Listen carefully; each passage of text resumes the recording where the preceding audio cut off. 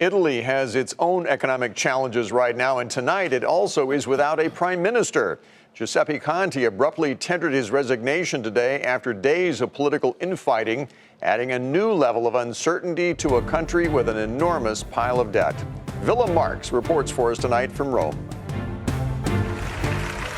Italy's professor-turned-premier Giuseppe Conte faced down rows of unruly opposition senators Tuesday afternoon. The country's political class was forced back early from summer recess, and the school's new rebels came out in force. When Conte lectured, they hectored, including many members of a party that until today had served with him in government. Conte's antagonist-in-chief remained, as in recent weeks, his deputy and interior minister, Matteo Salvini. Dear Matteo, by starting this government crisis, you take a great responsibility towards the country. You announced this crisis, asking full powers to rule the country, and again recently I have heard you calling the people in the squares to support you. This idea, allow me to say, is preoccupying me. Seated at his right-hand side, Conte's very own Judas smirked and sarcastically shirked responsibility for the failures of a government he helped form just last May. I am sorry that you had to put up with me badly for a year. I didn't understand that. I am sorry about it. Salvini, with his populist power paunch, has stayed in campaign mode much of the summer.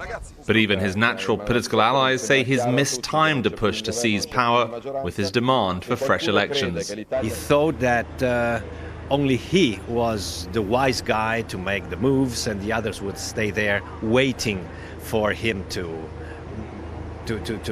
have his final blow.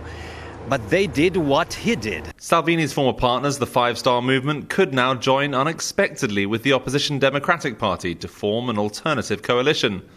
But that's a tie-up that could also prove just as tortuous. Conte's decision to resign leaves a large vacancy tonight in the building behind me, the Palazzo Chigi, the powerful centre of Italy's executive branch. And as investors and businesses follow the consultations and negotiations that will now be spearheaded by Italy's president as he tries to craft a new parliamentary majority, the political uncertainty and the potential risk that may accompany that could well remain rather high.